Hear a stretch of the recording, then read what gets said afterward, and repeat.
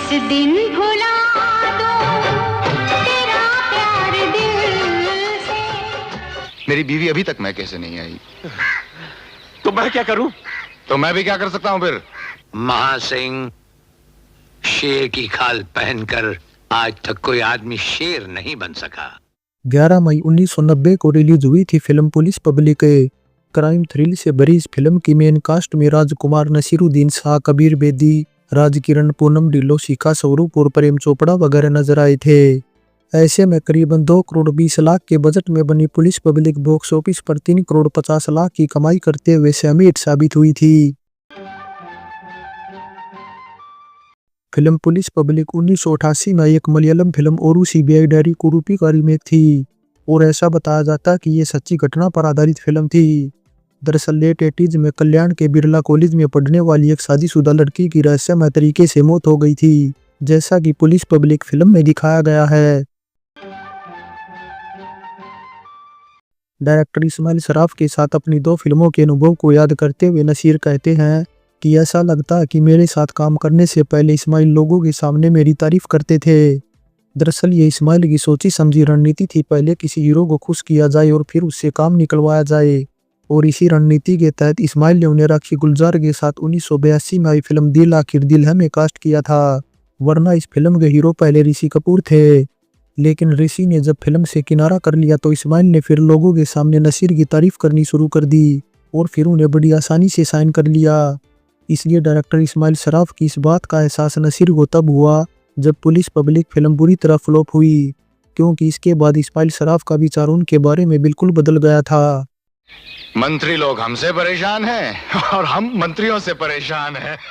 इसके अलावा नसीर आगे ये भी बताते हैं कि फिल्म पुलिस पब्लिक में उन्हें पहली बार हिंदी सिनेमा के सबसे अक्कड़ अभिनेता राजकुमार के साथ काम करने का मौका मिला था और राजकुमार की सनक के बारे में उन्होंने कई सारी बातें सुन रखी थी, लेकिन इसके उलट राजकुमार उन्हें अब तक मिले सबसे दिलचस्प सितारे लगे थे, क्योंकि वे एकमात्र ऐसे सितारे थे जो हर समय केवल दूसरों के बारे में ही बातें करते रहते थे।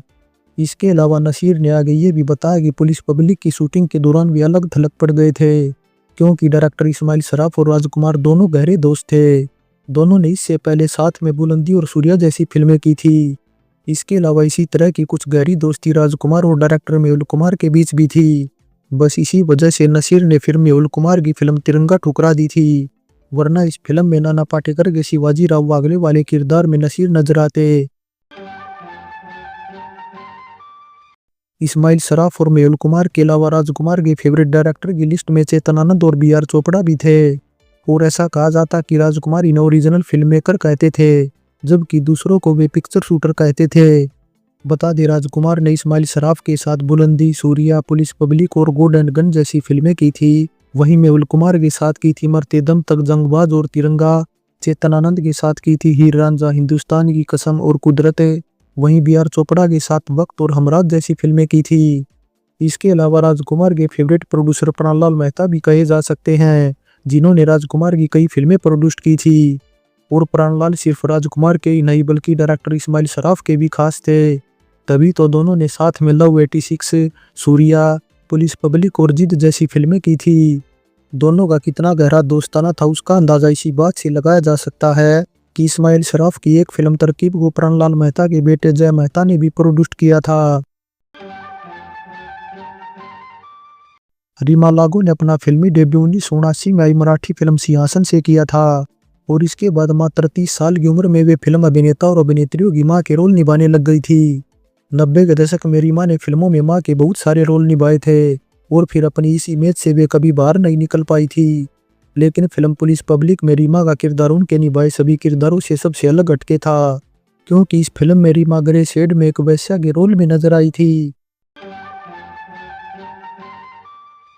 राजकुमार साहब ऐसे अभिनेता थे जो बात करते हुए भी अपना स्टाइल नहीं छोड़ते थे। हालांकि ये बात सभी जानते हैं कि उनकी मौत गले के कैंसर से हुई थी, लेकिन हैरानी वाली बात यह है कि राजकुमार ने अपनी कैंसर वाली बात काफ़ी लंबे टाइम तक इंडस्ट्री से छिपा कर रखी थी, क्योंकि मीडिया में इस बात का तमाशा न बने, इसलिए ये बात राजकुमार के अलावा सिर्फ उनके बेटे पुरु ही जानते थे। लेकिन जब दिलीप कुमार को इस बात का पता चला तो उन्होंने राजकुमार को सांत्वना देने की कोशिश की, मगर इस पर राजकुमार ने अपने चिर परिचित अंदाज में कहा कि जानी हम राजकुमार हैं, हमें सर्दी जुकाम जैसी मामूली बीमारी थोड़े ही होगी, हमें कैंसर हुआ है। बस ऐसे में राजकुमार का ये अंदाज दिलीप कुमार को गमगीन कर गया और वे उल्टे पैर घर लौट आए। खैर अब ये तो बाद की बात है। इससे पहले लेट 80s में विदेश में जाकर राजकुमार ने अपना इलाज करवाया था और इलाज करवा कर लौटने के बाद पुलिस पब्लिक उनकी पहली फिल्म रही थी। फिल्म पुलिस पब्लिक के 2-3 सीन में जो कुत्ता नजर आता है वो दरअसल असल में राजकुमार का था। बता दे राजकुमार को कुत्ते पालने का बड़ा शौक था और उनके कुत्ते से रिलेटेड एक किस्सा काफी मशहूर हुआ था जब 60 के दशक में रामानंद सागर उन्हें आके फिल्म के लिए साइन करने गए थे, मगर राजकुमार ने उन्हें ये कहते हुए मना कर दिया कि ये फिल्म तो उनका कुत्ता भी नहीं करेगा। हालांकि बाद में राजकुमार काफी पछताए थे क्योंकि रामानंद सागर ने आके फिल्म को धर्मेंद्र के साथ बनाया था और फिल्म बॉक्स ऑफिस पर ब्लॉकबस्टर साबित हुई थी। तकलीफ हो रही हो तो आप ऊपर चले जाइए, कुत्ते को यहाँ भेज दीजिए। आप हो या कुत्ता, मेरे लिए कोई फर्क नहीं पड़ता। फिल्म पुलिस पब्लिक की काफ़ी सारी शूटिंग मुंबई के नटराज स्टूडियो और फिल्म सिटी में हुई थी, वहीं आउटडोर शूटिंग मसूरी में हुई थी। इसके अलावा कुछ सीन मसूरी के ही Guru Nanak 5th century school और सवाई होटल में भी फिल्माए गए थे। इसके अलावा फिल्म का प्रीमियर मुंबई के मिनर्वा सिनेमा में हुआ था और फिर इस सिनेमा हॉल में ये फिल्म कोई 10 हफ्तों तक चलती रही थी।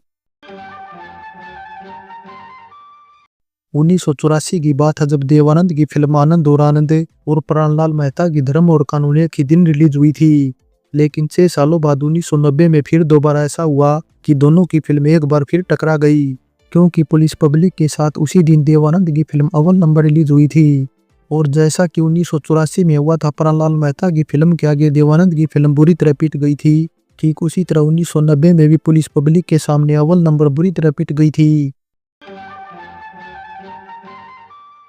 फिल्म पुलिस पब्लिक में संगीत दिया था राम लक्ष्मण ने, वहीं गाने लिखने का काम किया था असद भोपाली ने, जिनके लिखे 4 गाने रखे गए थे ऑडियो एल्बम में।